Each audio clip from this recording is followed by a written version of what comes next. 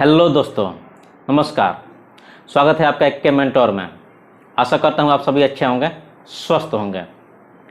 तो आज इस वीडियो में मैं डॉक्यूमेंट वेरिफिकेशन से संबंधित कुछ महत्वपूर्ण बातें आप लोगों को बताने वाला हूँ, जो कि इस दौरान बहुत सारे लड़के डॉक्यूमेंट वेरिफिकेशन में गलती करते हैं।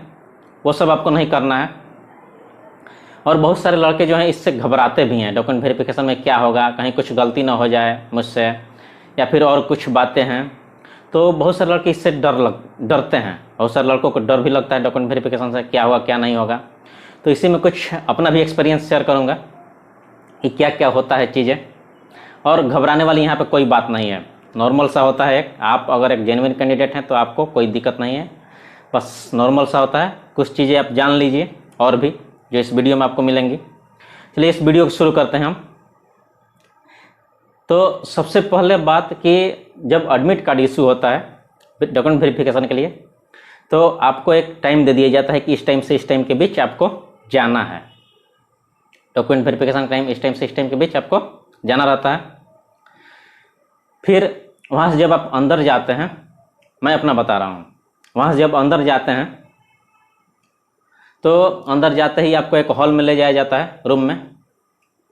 और वहाँ पे आपसे एक पेज टाइप दे दिया जाता है, और उस पेज में एक पैराग्राफ होता है, उसे लिखना रहता है, लिख के साइन करना रहता है, और वो सबमिट कराया जाता है आपसे। हो सकता है, मतलब ये मेरा अनुमान है कि उस पर आपका राइटिंग मिलाया जाता है, जो भी आप सिग्नेचर करते हैं, हो सकता है वो वाला मिलाया जाता हो चीज़ कि वही है। फिर उसके बाद एक दूसरे रूम में ले जाया जाता है, जहाँ पे सबसे पहले आपका थंब इम्प्रेशन लिया जाता है। तो थंब इम्प्रेशन में जैसे कि जब मेरा लिया जा रहा था, तो मेरा पहले थंब इम्प्रेशन पहली बार में नहीं मिला। तो उसने पूछा कि क्या तुम ही हो लड़के ना, ठीक ठाक हो ना। और वहाँ पे बगल में पुलिस वाले भी रहते हैं, गेट के पास ही। तो वहाँ पे घबराने वाली बात नहीं है। अगर आप जेन्युइन स्टूडेंट है तो कोई दिक्कत नहीं है, सब अच्छे से हो जाएगा। मैंने बोला कि हाँ फिर से चेक करिए, मैं ही हूँ। दोबारा लगाया, ठीक है, चलो हो गया। थंब इम्प्रेशन के बाद अब क्या होता है, ये सबका बारी बारी से होता है, रोल नंबर के अनुसार बुलाया जाता है थंब इम्प्रेशन। उसके बाद अब डॉक्यूमेंट वेरिफिकेशन होता है। डॉक्यूमेंट वेरिफिकेशन के टाइम क्या होगा कि आपको क्या क्या ले जाना होता है, ये चीज़ें आप जान लीजिए पहले। आप 10th का, इंटर का, इंटरमीडिएट का और ग्रेजुएशन का, जो भी आपने हायर क्वालिफिकेशन आपका आपने सबमिट किया होगा कि मैंने यहाँ तक किया है फॉर्म भरते टाइम, तो उसका आप एक जो ओरिजिनल सर्टिफिकेट और मार्कशीट दोनों लेते जाइएगा। ओरिजिनल, सारा ओरिजिनल सर्टिफिकेट और मार्कशीट, और सबका ओरिजिनल डॉक्यूमेंट। और उसका कम से कम 2-2 कॉपी आप जेरोक्स भी कर लीजिएगा। इसके साथ साथ उस पर बहुत सारे लड़के, मुझसे एक लड़के कमेंट आया कि क्या उस पर सेल्फ अटेस्टेड करना रहता है या फिर किसी हम अधिकारी से करा के ले जाएं, पेटेड अधिकारी से।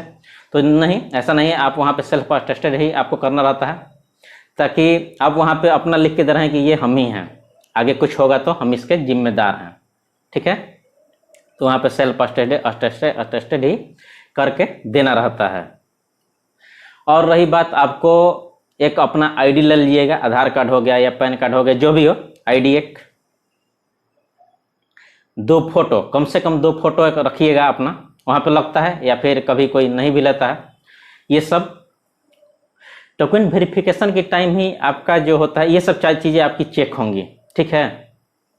यहाँ पे हो सकता है बहुत सारे लड़कों का ओरिजिनल सर्टिफिकेट हो सकता है ग्रेजुएशन का नहीं मिला हो, मतलब ग्रेजुएशन है, क्योंकि 10th इंटर करते करते तो बहुत टाइम हो जाता है, तब तक आप ये सब चीज़ें निकाल सकते हैं। लेकिन हो सकता है ग्रेजुएशन किसी का फर्स्ट अटेम्प्ट में हो गया, उस दौरान उसे टाइम नहीं लगा निकालने में। जैसे मेरा ऐसे ही हुआ था कि जब मैं ग्रेजुएशन का, चूँकि 13 मेरा ग्रेजुएशन था और 14 CGL मेरा फाइनल हुआ था, उस दौरान इतना टाइम नहीं मिल पाया था कि मैं अपना ओरिजिनल जाके ग्रेजुएशन का निकाल पाऊँ। मेरे पास केवल मार्कशीट था। तो क्या हुआ कि बहुत सारे लोगों ने बताया कि मार्कशीट सही नहीं, इसका ओरिजिनल भी ले जाना पड़ेगा। उस पर लिखा रहता है कि आप पासिंग टाइम कब है, ठीक है, ओरिजिनल पे आप किस डिवीजन से पास हुए। तो वो जब मुझे 25 जुलाई को जाना था, और वो लगता है मैं 22-23 को पहुंचा था कॉलेज अपने यूनिवर्सिटी, कि मुझे ओरिजिनल चाहिए। तो वो बोला, मतलब जो वहाँ पे किरानी होते हैं क्लर्क, वो बोले कि ये इतना जल्दी तो आपको नहीं मिलेगा, उसके लिए कुछ टाइम लगेगा, 8 दिन 10 दिन, सप्ताह भर कम से कम। तो मैंने बोला कि तब कैसे होगा। तो वहाँ पे मेरा एक भगीना था रिलेटिव, उसने भी मेरी वहाँ पे मदद की। तो वहाँ पे क्या था कि उसने मुझे एक एफिडेविट टाइप दे दिया बना के कॉलेज से, VC का साइन, और उस पर सारा चीज़ लिख के कि इनका अभी ओरिजिनल सर्टिफिकेट नहीं आया है बन के, और ये इस डिवीज़न से पास हुए हैं इस तारीख को, ये सारा चीज़ लिख के उस पर दे दिया। तो वही मैंने सबमिट किया था अपना वेरिफिकेशन के टाइम, और उससे वो लोग मान गए थे, कोई दिक्कत नहीं था।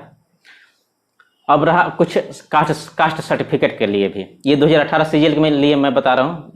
जैसे SC ST हैं उन लोगों के लिए तो पिछले जो कास्ट सर्टिफिकेट जो पिछला बना है वही सब चल जाएगा, लेकिन OBC के लिए रहता है कि वो 3 साल के लिए वैलिड रहता है।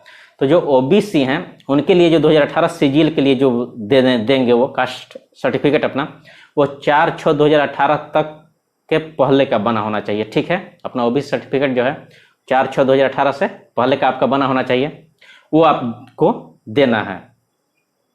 ठीक, तो यहाँ तक ये हो गया। हाँ, किसी किसी का ऐसा भी होता है कि जैसे कि 10th के सर्टिफिकेट पे या फिर 10th के एडमिट कार्ड पे नाम गलत हो गया, उनका नाम या पिताजी का नाम उनके, तो वो आप देख लीजिएगा एक बार ध्यान से, क्योंकि वहाँ पे अगर वो कुछ भी गलत होता है तो आपको निकाल दिया जाएगा वहाँ से, वो गलत नहीं होना चाहिए। ठीक है, इसके बाद अगले दिन आपका होगा CPT। इसके लिए जो यहाँ पे जो भी उम्मीदवार सफल हो जाते हैं तो उनको अगले दिन बुलाया जाता है CPT के लिए। हाँ, एक चीज़ कि आज ही के दिन डॉक्यूमेंट वेरिफिकेशन जिस दिन होता है उस दिन आपसे पोस्ट प्रेफरेंस भरवा लिया जाता है, और पोस्ट प्रेफरेंस भरते वक्त आप ध्यान से भरिएगा, जो मतलब चीज़ें आपके अनुकूल हों, जो आप चाहते हो कि हम ये चाहिए मुझे, वो चाहिए, इन्हीं के अंदाजे पर वो भर रहा है तो हम भी वही भरेंगे, वैसा नहीं, जो आपको अच्छा लगे वो आप भरिएगा। और सारी चीज़ें आप लोगों को तो यूट्यूब पे मिल जा रही हैं इजीली, कौन सा पोस्ट क्या है, कौन सा पोस्ट कैसा है, कौन सा पोस्ट क्या है, सब चीज़ें आप लोगों को मिल जा रही हैं यूट्यूब पे। तो चीज़ें आप लोगों ने देखी होंगी, उसी अनुसार अपना पोस्ट प्रेफरेंस भी आप डालिएगा। ठीक है, तो ये पोस्ट प्रेफरेंस हो गया डॉक्यूमेंट वेरिफिकेशन के दिन ही।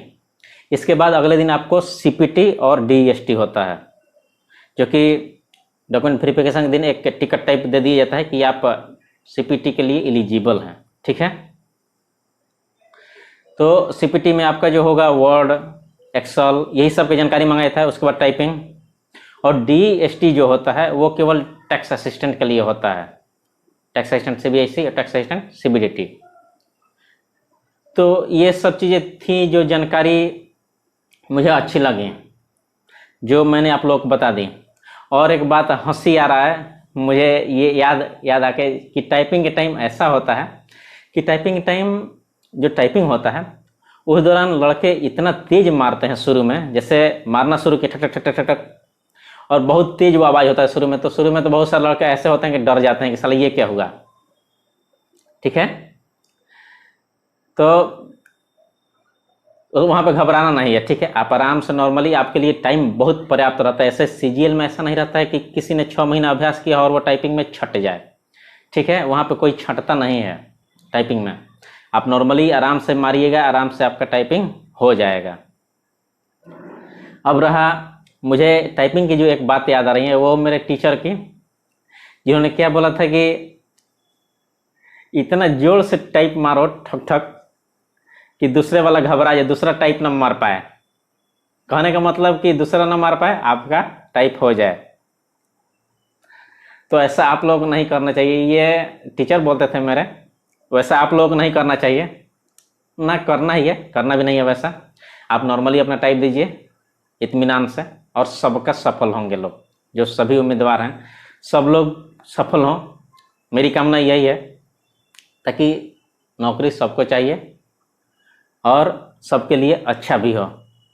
चलिए इस वीडियो को यहीं समाप्त भी करते हैं, और जुड़े रहिए मेरे साथ। और अगर वीडियो अच्छा लगे तो एक लाइक और सब्सक्राइब देते जाइएगा, ताकि मुझे भी इससे खुशी मिलती है।